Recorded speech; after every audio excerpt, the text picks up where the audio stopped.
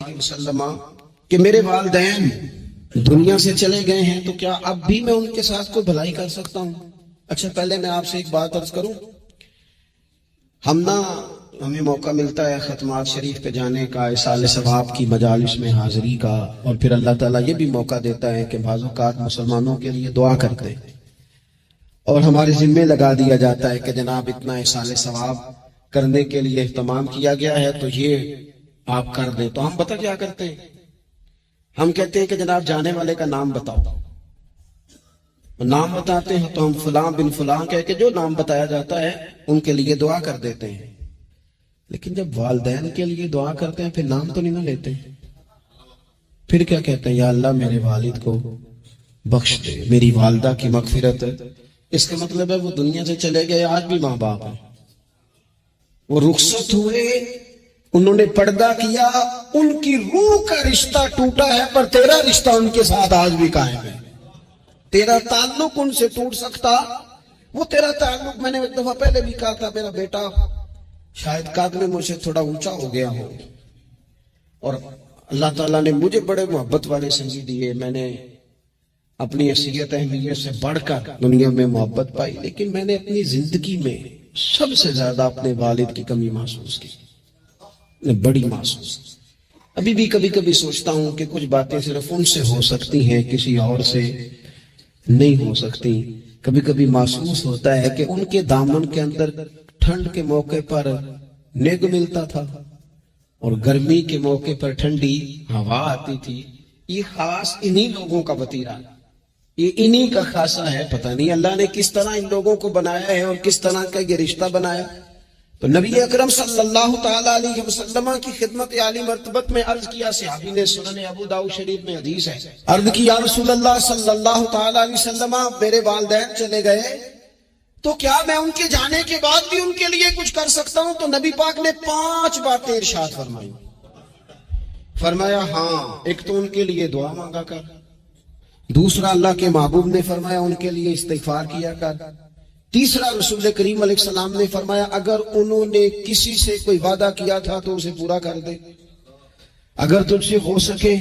اور رسول کریم علیہ السلام نے فرمایا اگر ہو سکے تو ان کی طرف سے صلہ رحمی بھی کر، یعنی ان کے رشتہ داروں سے اچھا سلوک کر، اپنے چچاؤں کے ساتھ تو نیکی کر، اور اگر تیری والدہ کی طرف سے تو نیکی کرنا چاہے تو اپنے ماموں کے ساتھ، خالاؤں کے ساتھ تو اچھا سلوک کر.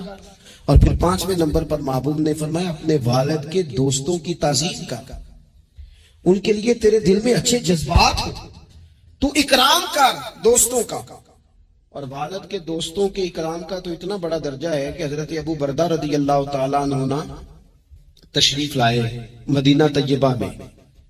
حضرت ابو بردہ مدینہ طیبہ میں تشریف لائے تو حضرت عبداللہ ابن عمر رضی اللہ تعالیٰ عنہ ان سے ملنے پہنچ گئے فٹافٹی. مصروف آدمی تھے حضرت عبداللہ ابن عمر، بہت بڑے مفتی تھے، لوگ ہر وقت مسائل پوچھتے تھے، حج کے سب سے زیادہ مسائل انہی کو آتے تھے اور صحابہ میں ایک بہت بڑا مقام رکھتے تھے. حضرت عبداللہ ابن عمر فوراً حضرت ابو بردہ رضی اللہ تعالیٰ عنہ سے ملاقات کے لیے پہنچے اور پہنچتے ہی فرمانے لگے آپ کو پتہ ہے میں آپ سے کیوں ملنے آیا ہوں؟ حضرت ابو بردہ کہنے لگے میں تو خود بڑا حیران ہوں کہ آپ ایک مصروف آدمی اور آپ ٹائم نکال کر کے میرے پاس تشریف لائے. فرمانے لگے اس لیے آیا ہوں کہ میرے والد آپ کے والد کے دوست تھے، حضرت فاروق اعظم کے دوست تھے آپ کے والد. اور یہ صحیح ابن حبان میں یہ لفظ موجود ہے.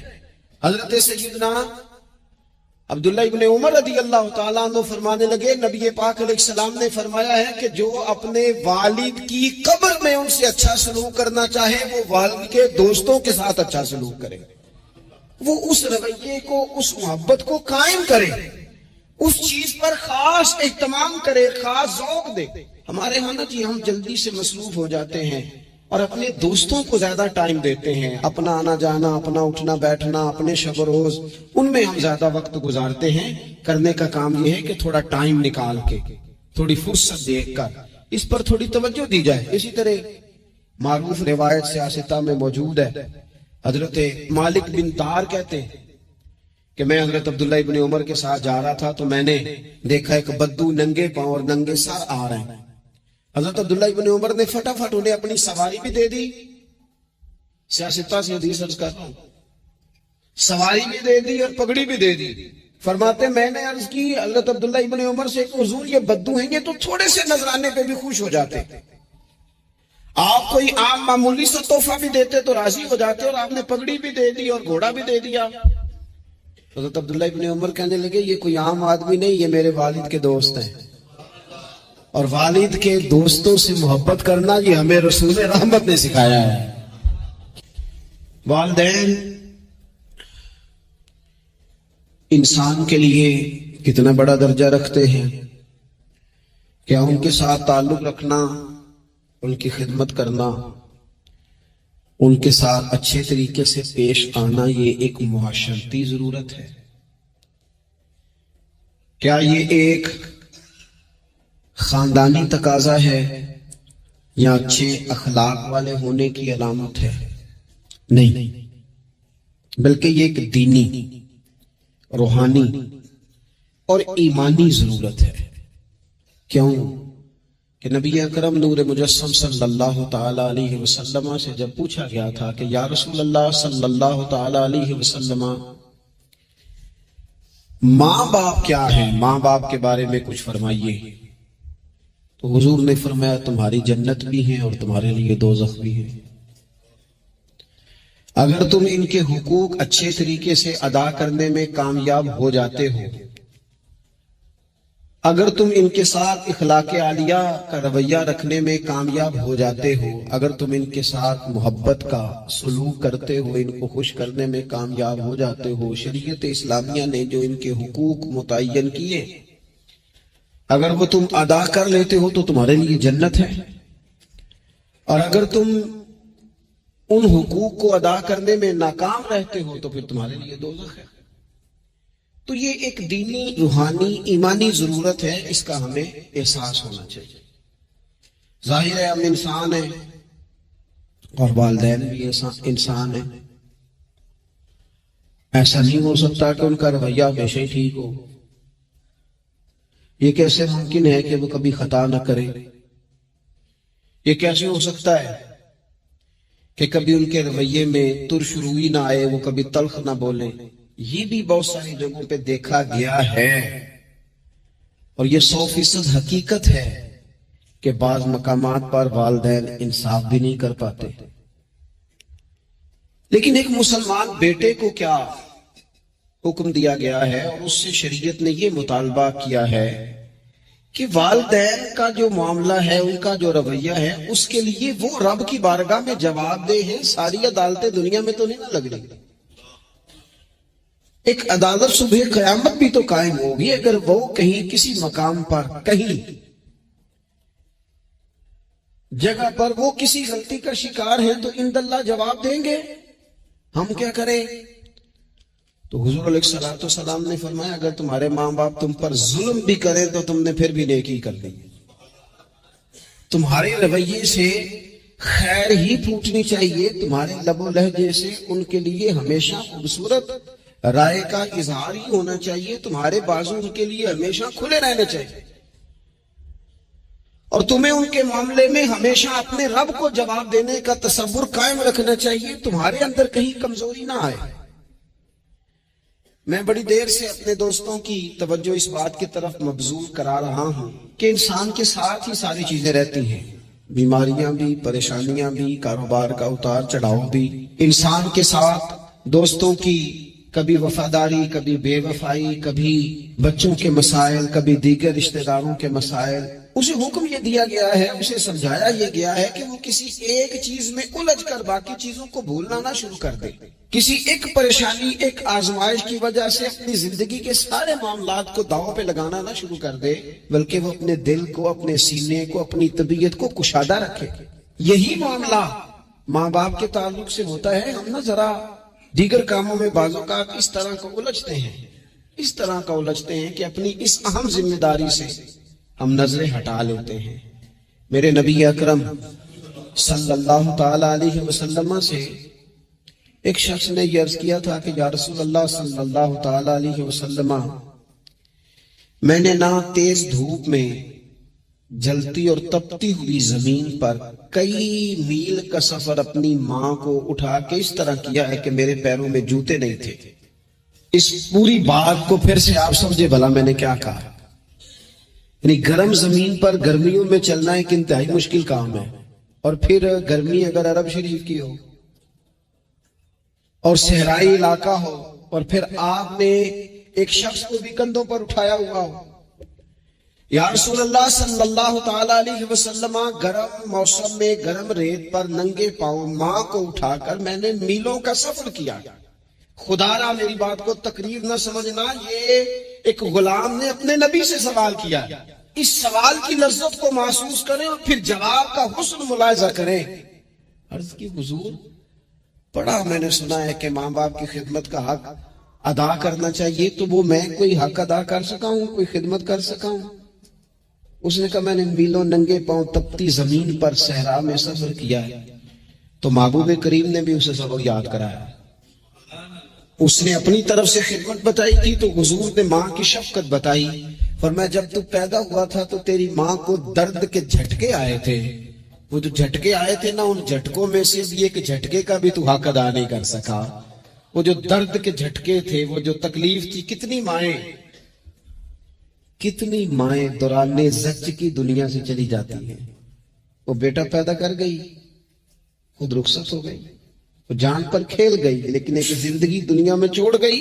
لیکن کیا کبھی ایسا ہوا ہے کہ کسی ماں نے کہیں کھڑے ہو کے کہا ہو کہ اوہو میں نے بڑا کام کیا ہے، میں نے بڑی خدمت کی ہے، میں نے یہ کیا ہے، میں نے یہ اعزاز دیا ہے؟ لیکن بچے تھوڑا سا کر کے نا، آپ نے ناراض نہیں ہونا، میں نے اپنے کانوں سے یہ باتیں سنی ہیں کہ جی الحمدللہ میں نے ابا جی کو حج کرایا ہے، شکر ہے اللہ کا جی، ابا جی میرے پاس ہی تھے جی، باقی بھائیوں کے پاس نہیں تھے۔ تو ابا جی کس کے تھے؟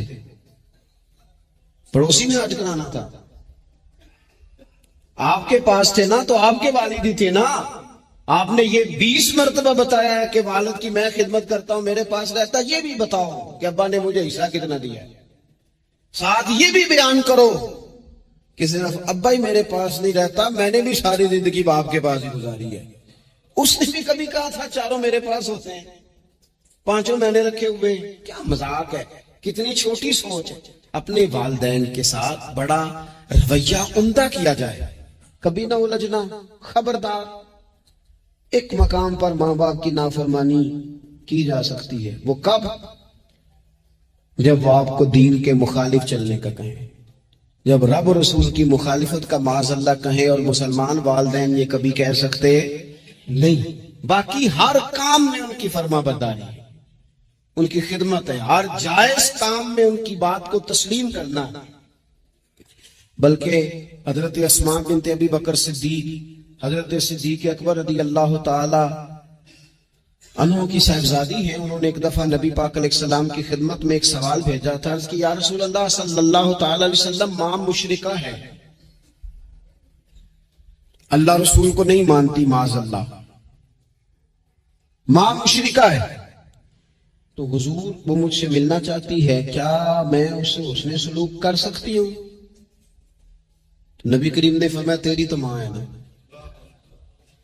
چل تو اچھا سلوک ہی کر، تو اپنا رویہ اس کے ساتھ ٹھیک رکھ، کیونکہ تیری والدہ ہے۔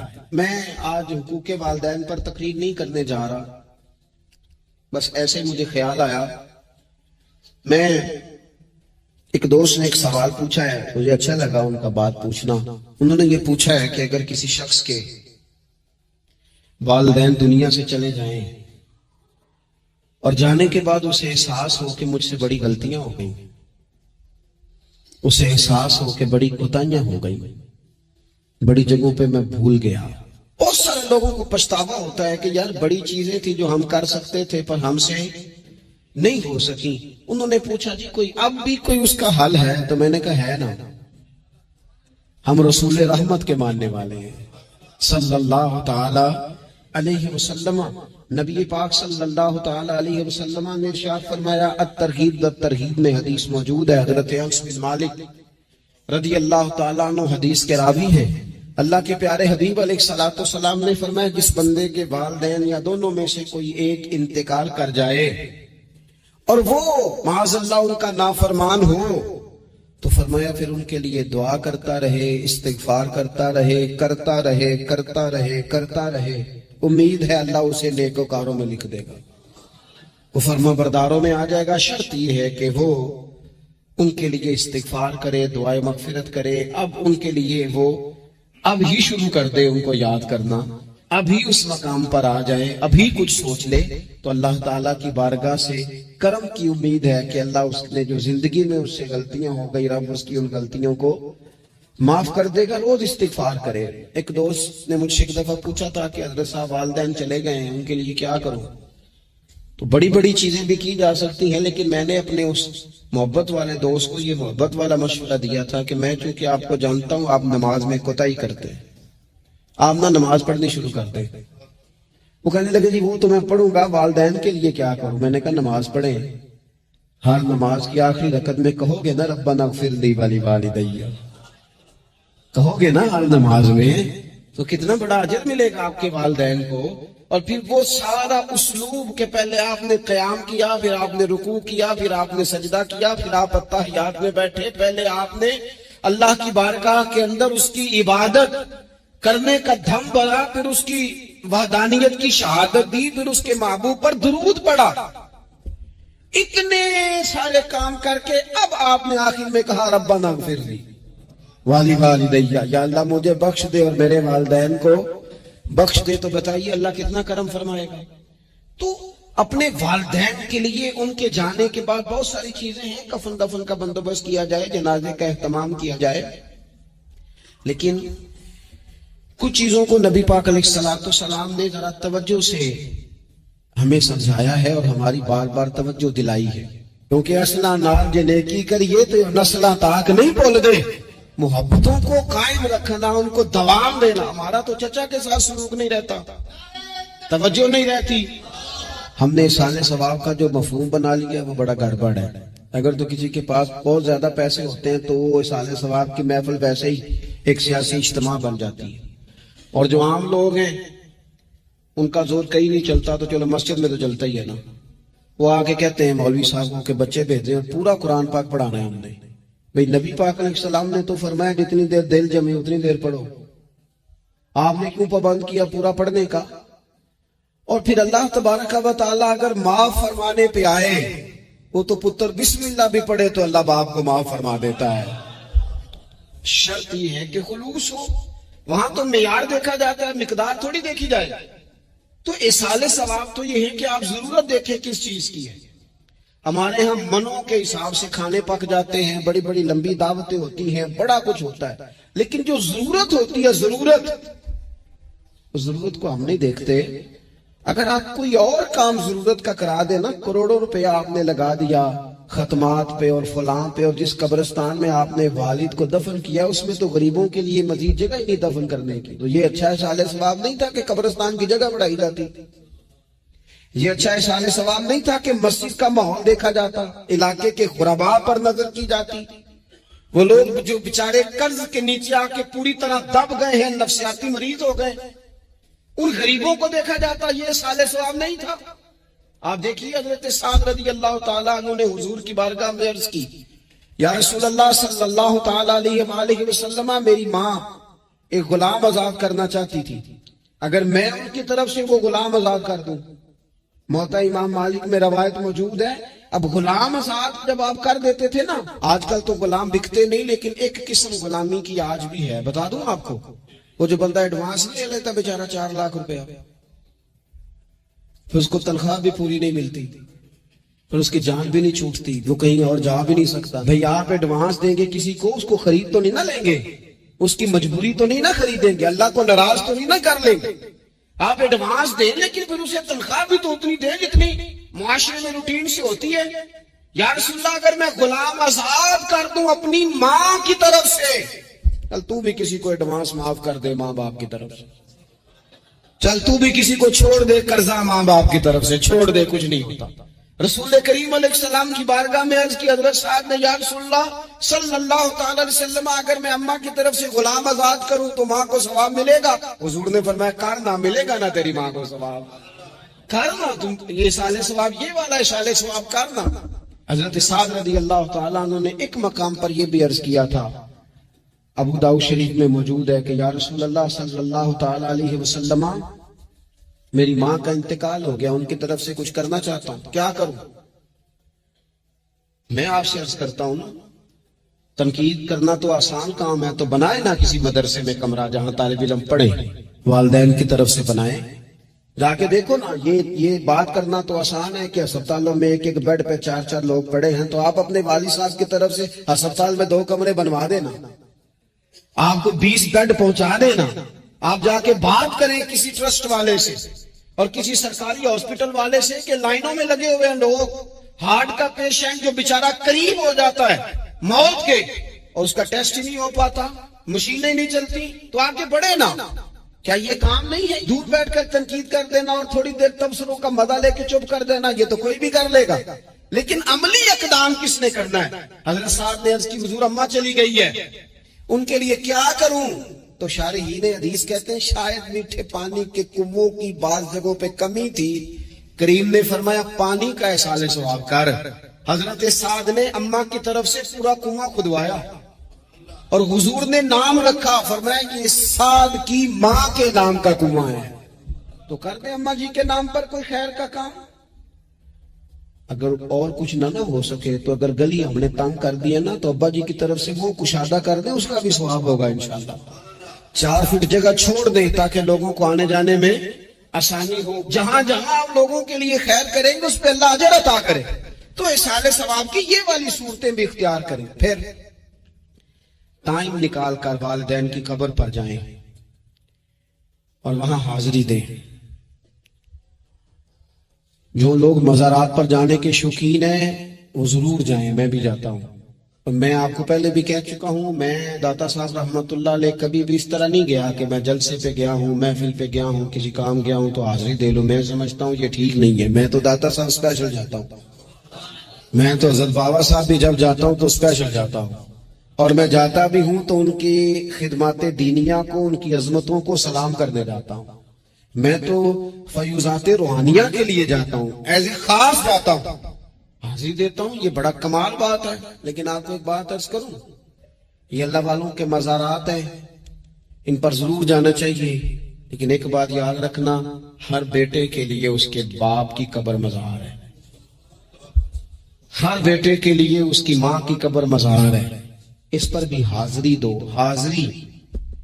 حاضری کا مزاج بناؤ، یہاں جا کر کے نا حاضری دے کے آؤ۔ میں قبرستان سے نکلتا تھا تو ایک دوست نے مجھے کہا کہاں ہے؟ میں نے کہا میں اپنے والد صاحب کی قبر پہ حاضری دے کے آ رہا ہوں۔ کہنے لگے ان کا مزار کہاں ہے؟ میں نے کہا وہ آپ کے لیے تو کوئی روایتی مزار نہیں ہے، میرے لیے مزار ہے، کیونکہ میرے والد ہیں نا، وہ راضی ہوں گے تو رب راضی ہوگا۔ والدہ کے لیے نبی پاک نے فرمایا اس کے پیروں کے نیچے جنت ہے، تو جس کے پیروں کے نیچے تیری جنت ہے، بتاؤ اس کی قبر تیرے لیے مزار نہیں؟ اس کی قبر تیرے لیے باعث فیوز و برکات نہیں؟ تو نبی پاک صلی اللہ علیہ وسلم نے فرمایا ایک روایت میں، جو ہر جمعے والے دن اپنے والدین کی قبر پہ جائے گا، اللہ تبارک و تعالی جانے والے کی بھی بخشش فرما دے گا۔ تھوڑا سا مخصوص سا ٹائم نکالیں، کچھ تھوڑا سا ارادہ کریں، حاضری کا پروگرام بنائیں۔ ایک بات اور عرض کرنی ہے یہاں، اس کو میں بڑا ضروری سمجھتا ہوں آخر میں آپ کی خدمت میں عرض کرنا۔ ایک بات اچھی طرح سے طے کر لینا، کچھ چیزیں ایسی ہوتی ہیں جو ادھار ہوتی ہیں، کچھ ایسی ہوتی ہیں جو نقد ہوتی ہیں، بالکل نقد، ان میں ادھار نہیں ہوتا۔ وہ کہتے ہیں نا جی ہم جی ادھار کا کاروبار نہیں کرتے، ہمارا سارا کاروبار کیش کا، ہم بالکل ایک ہاتھ دے دوسرے ہاتھ لے، ہمارا یہ سلسلہ ہے، ہم بالکل جو ہے نا کسی قسم کا کریڈٹ پہ نہیں چلتے۔ میں آپ سے عرض کروں، نبی پاک علیہ السلام نے فرمایا کسی جرم کی سزا اللہ تعالیٰ دنیا میں نہیں دیتا اتنی جلدی، بہت ساری سزائیں رب نے روک دی ہیں، قیامت کو دی جائیں گی، اللہ تعالیٰ سب سزاؤں سے ہمیں محفوظ فرمائے۔ لیکن فرمایا والدین کی نافرمانی ایسا جرم ہے جس کی دنیا میں بھی سزا ملتی، دنیا میں یہ طے ہے۔ حضور علیہ السلام نے کبھی کسی شخص کے لیے دعائے ضرر نہیں کی، حضور نے تو کبھی یہ بھی نہیں کہا جو پتھر مار رہے تھے کہ یہ تباہ ہو جائیں، برباد ہو جائیں، ان کی ناک خاک آلود ہو جائے، لیکن سیڑھیاں چڑھتے ہوئے جو مشہور حدیث ہے، محبوب نے آمین کہا، اور پھر حضرت جبریل نے جب 3 لوگ بتائے تو ان میں ایک بندہ وہ تھا، حضرت جبریل امین عرض کرنے لگے یا رسول اللہ صلی اللہ تعالی علیہ وسلم، جس نے اپنے ماں باپ دونوں یا کسی ایک کو بڑھاپے میں پایا اور پھر ان کی خدمت کر کے جنت حاصل نہ کر سکا، اس کی ناک خاک آلود ہو جائے، تو حضور فرماتے میں نے بھی کہا آمین، ہو جائے، اسے ہو ہی جانا چاہیے۔ یہ شخص اس طرح کا ہے کہ اسے خاک آلود ہو ہی جانا چاہیے۔ کبھی بھی زندگی میں اپنے والدین، کیا ہمیں دعا سکھائی قرآن پاک نے، کہا وَقُلْ رَبِّ ارْحَمْهُمَا كَمَا رَبَّيَانِي صَغِيرًا، آپ کہیے، آپ یہ دعا کیجئے کہ اے میرے پروردگار ان دونوں پر رحم فرما جنہوں نے بچپن میں مجھے پالا، ان دونوں پر رحم فرما۔ اپنے والدین کے لیے اپنے تھوڑے سے دل کو بڑا کریں، کچھ چیزیں اپنی زندگی میں طے کریں، کچھ معاملات اپنی زندگی میں۔ ہمارے ایک استاد تھے گجرانوالہ میں، نام لیتا ہوں، حضرت مفتی عبداللطیف صاحب رحمۃ اللہ علیہ، حضرت محدث اعظم کے شاگرد ہیں، اور اعلیٰ حضرت کے بڑے صاحبزادے حضرت حجت الاسلام مولانا حامد رضا خان صاحب رحمۃ اللہ علیہ کے یہ شاید واحد مرید تھے ہمارے شہر میں، مفتی عبداللطیف صاحب قادری حامدی۔ گجرانوالہ میں شاید کوئی شخص ہو جس نے گجرانوالہ میں پڑھا ہو تو وہ حضرت کا شاگرد یا شاگرد کا شاگرد، یہ ان کی زندگی تھی۔ ان کی والدہ کی بڑی لمبی عمر ہوئی تو ان کے بعض کلاس فیلو نا، استاد صاحب کہتے ہیں مجھے مذاق کرتے ہیں، وہ کہتے ہیں رات کو محفل پہ آنا ہے تو استاد جی کہتے ہیں میں امی سے پوچھ کے بتاؤں گا، تو کہتے ہیں آپ کیا بات کرتے ہیں، اتنی آپ کی عمر ہو گئی، بچے آپ کے بڑے ہیں، پوتے آپ کے، پوتیاں نواز، اور ابھی بھی امی سے۔ فرماتے اماں بوڑھی ہیں، ضعیفہ ہیں، میں نہیں نہ ہوتا تو پریشان ہو جاتی، دیر سے آتا ہوں تو سو نہیں پاتی، امی سے پوچھ کر بتاؤں گا۔ او دوستو، یہ لوگ شاید آج اسی لیے ان کے مزارات سے خوشبو زیادہ آتی ہے، شاید اسی لیے لوگ ان کا نام ممبروں پہ لیتے ہیں، جمعوں میں تذکرے کرتے ہیں، شاید اسی لیے ان کے لیے دعائیں زیادہ ہوتی ہیں، شاید اسی لیے ان کی اسناد زیادہ چلتی ہیں۔ کیا میرے رسول کریم نے فرمایا، حضور نے فرمایا صحابہ اگر میری والدہ موجود ہوتی نا اور میں تمہیں نماز پڑھانے آتا اور میں سورہ فاتحہ پڑھ لیتا اور میری ماں پردہ سرکا کے کہتی بیٹا ذرا میری بات سننا، تو فرمایا اللہ کی قسم نماز توڑ کے اپنی اماں کی بات سن کے آتا۔